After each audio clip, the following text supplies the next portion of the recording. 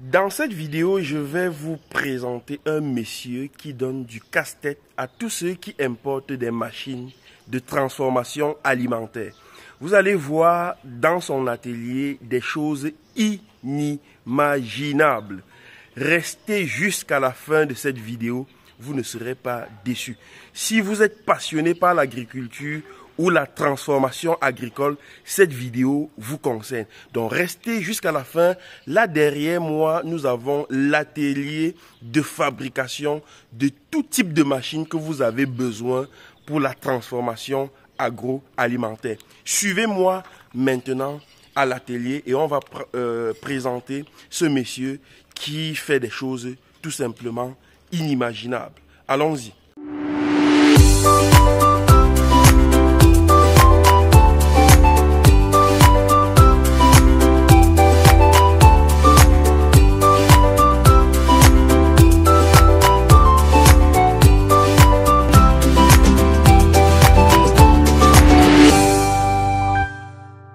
Je suis précisément Likoum Baïhomok Marcel Dieudonné, Oui. Ingénieur de mon état, de spécialité agroalimentaire. Oui. Et je suis d'abord un maintenancier. J'ai passé une carrière de pratiquement 20 ans de maintenance. Et là maintenant, je suis dans la production des machines de transformation. Exactement. Donc, ce qui veut dire que quand je fabrique les machines, j'ai un œil sur le côté fiabilité de machines. Oui. Voilà. Donc, nous, on s'est mis là-dedans parce qu'on s'est dit, comment se fait-il qu'on forme des ingénieurs, des techniciens au Cameroun qui se retrouvent au chômage, alors qu'on a plein de choses à faire. Oui. Donc, on s'est dit, faut qu'on arrête les importations de machines en Inde, en Europe, en Chine. Il faut qu'on commence à fabriquer les machines. Oui. Parce que c'est en forgeant qu'on devient forgeron. Ce qui est particulier dans ton atelier, c'est que toutes tes machines sont faites en acier inoxydable. Contrairement à certains ateliers où on voit que du fer, ici c'est tout le contraire. Est-ce qu'on peut déjà faire le tour du propriétaire pour que les téléspectateurs voient de quoi sont faits tes appareils ici même à Douala? Voilà. Déjà, je vais commencer à vous présenter déjà un projet qui est en cours. Oui. Parce que là, nous sommes en train de... vous savez, actuellement, nous luttons contre l'importation de blé. Oui. Donc, pour le projet d'import substitution, là, nous sommes en train de produire une ligne de transformation de farine locale. Oui. Et là, comme vous pouvez voir, nous avons déjà monté, voici un séchoir que nous sommes en cours de montage. Oui. Et ce séchoir-là, après ce séchoir, nous avons une ligne de découpage, une machine qui permet de découper, que ce soit les patates, que ce soit le plantain, que ce soit le manioc, oui, que ce soit le macabo. Oui. Une fois qu'on a découpé, on passe ça sur ce séchoir. Après le séchoir, on passe au broyeur. Oui. Et on passe au tamisage. C'est ça. Et on obtient donc cette farine-là qui va nous permettre de substituer le blé dans le pain, les gâteaux, ainsi de suite. Exactement. Donc là, c'est la commande d'un client. Oui. Et dans cet atelier, nous avons aussi des machines témoins. Oui.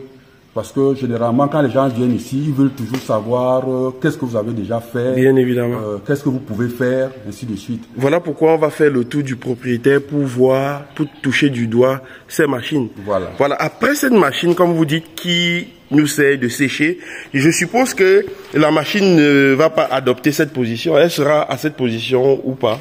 On va la lever ou pas? Oui, disons que elle sera à cette position chez le client. Ah d'accord. Voilà. Et nous l'avons fait entièrement démontable. Oui. Hein, c'est-à-dire que quand nous allons l'amener chez le client, nous allons entièrement la démonter. Oui. Et là, comme vous voyez là, vous avez la grille sur laquelle on dépose les produits. Oui. Et il y a un courant d'air chaud qui passe. Oui. Et qui par fluidisation sèche les produits. Oui. Donc là, vous pouvez sécher le maïs, vous pouvez sécher le cacao, Oui. vous pouvez sécher le manioc, vous pouvez sécher plein de produits. Exactement. Voilà.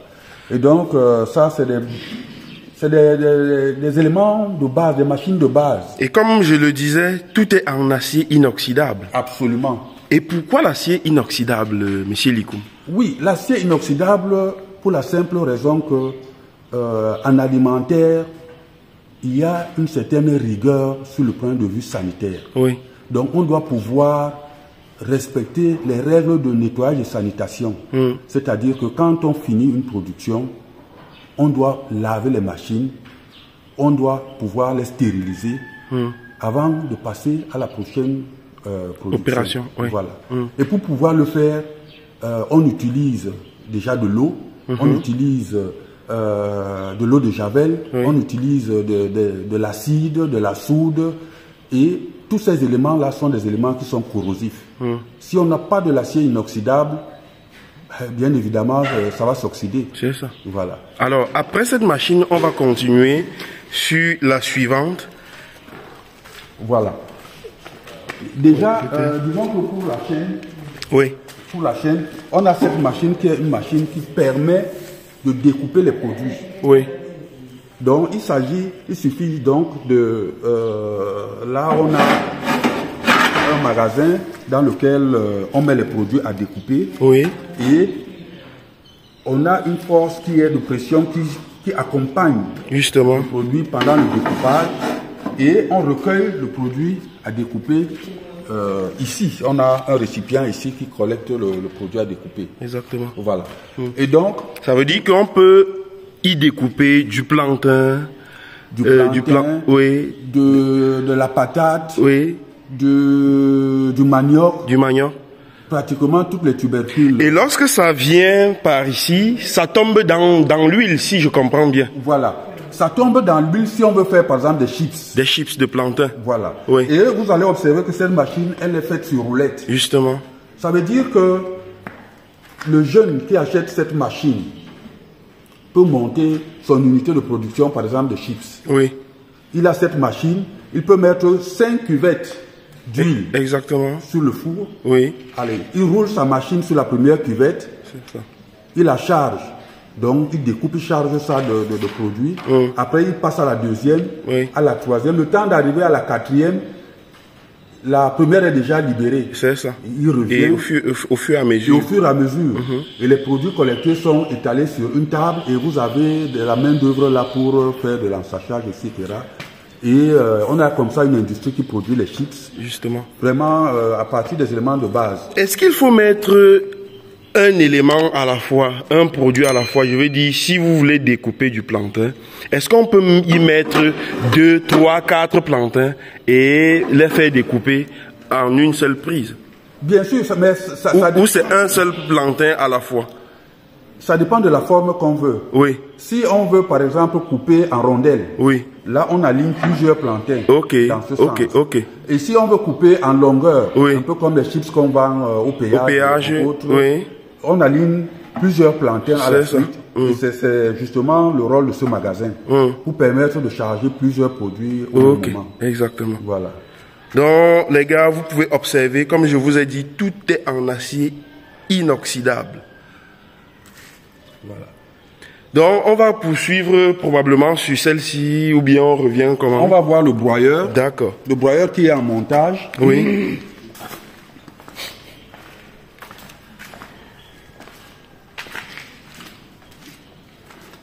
Là, il y a, ça c'est un broyeur. Oui. Que nous sommes en train de monter justement à la suite du séchoir, qui va permettre justement de produire les farines. Oui. Voilà. Et comment ça fonctionne le broyeur en fait? Comment ça fonctionne le broyeur?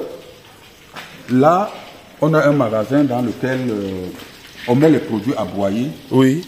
Et nous avons une trappe. Sur cette trappe, on fait passer le produit, la quantité à broyer. Oui. Et une fois que c'est passé, immédiatement, ça prend le temps de... Vous avez ici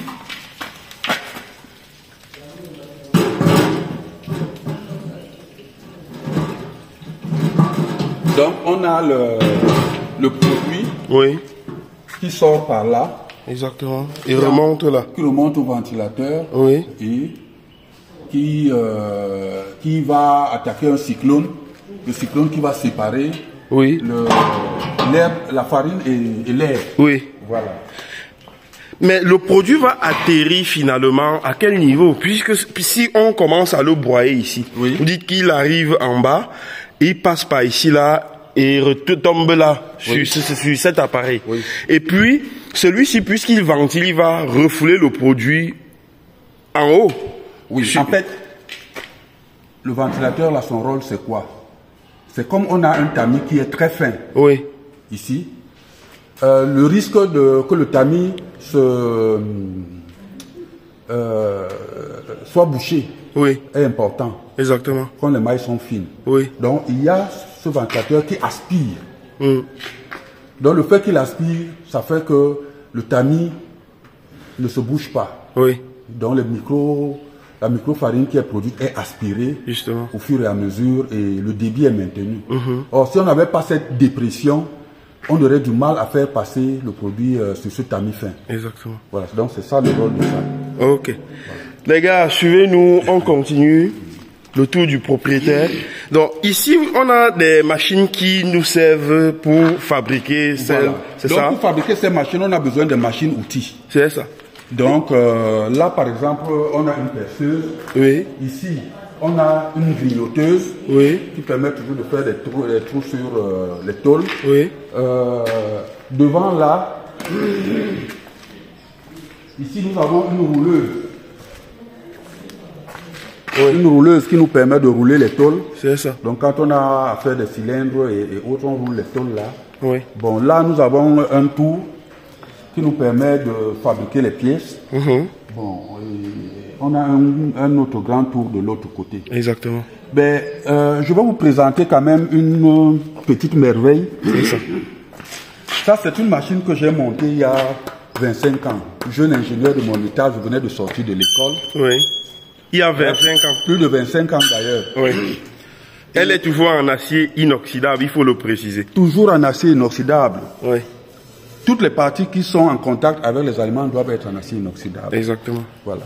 Donc là, c'est une presse qui permet d'extraire le jus sur les jus d'ananas par exemple. Ouais. Même le miel, on peut presser du miel avec cette machine. Absolument. Et comme moi je fais du miel, voilà, je l'ai dans ma poche dorée désormais. Voilà. Oui. Même le manioc. Exactement. Quand on a fini de faire sortir le manioc rouillé, oui. Le manioc a fermenté là, on enlève les racines, oui. On met là dedans, on presse, on extrait l'eau et puis on fait le reste. Magnifique. Voilà. On va continuer de quel côté? Ici. Alors, qu'est-ce qu'on a ici, monsieur Likou? Bon, ici, c'est une machine qui permet de découper un peu de tout. Oui. Aussi le plantain, par exemple. Ça peut être le plantain, l'oignon, ainsi de suite. Voilà. Et comment ça fonctionne, en fait? Ben, disons que tout ce qui est à découper, on introduit ça ici. Dans ces deux trous. C'est ça? Là et là. Ça également là? Oui, ça dépend des formats que l'on veut obtenir. Oui, les deux trous là servent à... suivant les formats de produits qu'on a. Oui. Si par exemple, on a des oignons ou du plantain à découper en rondelles. Ah ouais, ok, on les met plutôt là pour que le guidage soit garanti. Et donc, le produit sort de ce côté? Voilà. Le produit sort de ce côté. Oui. Et on le recueille. Oui. Et généralement, le produit qui sort d'ici, cette machine, elle est beaucoup plus destinée pour les process de séchage. Oui.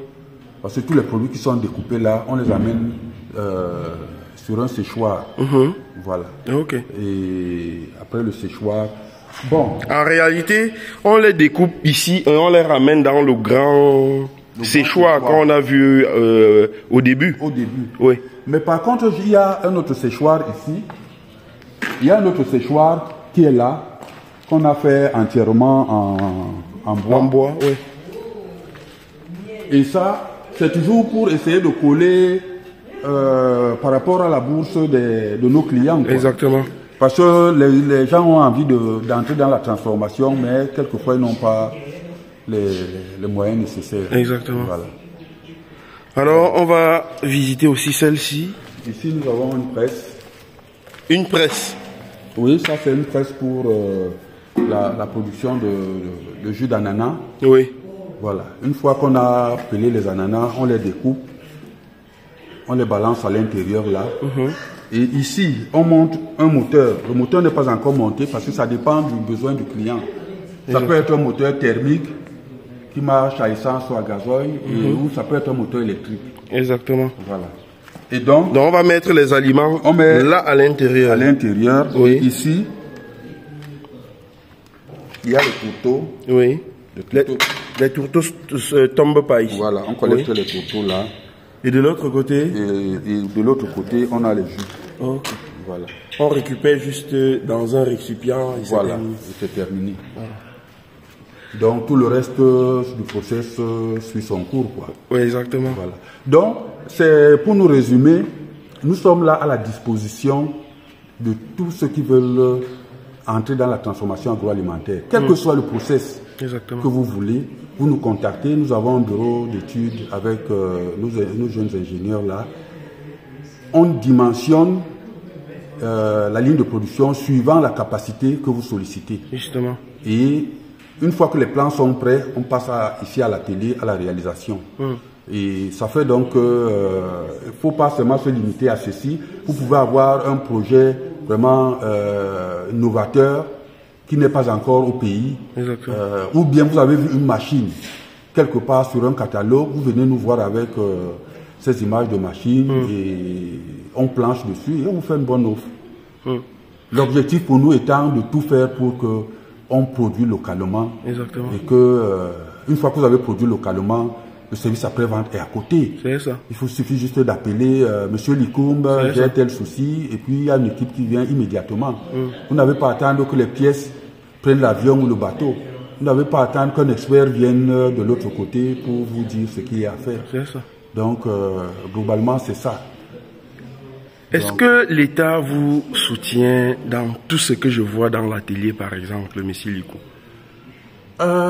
Vous savez qu'au niveau de l'État, c'est pas du tout évident d'obtenir le financement ou des aides. Oui. Donc là, tout ce que vous voyez là, c'est des financements en fonds propres.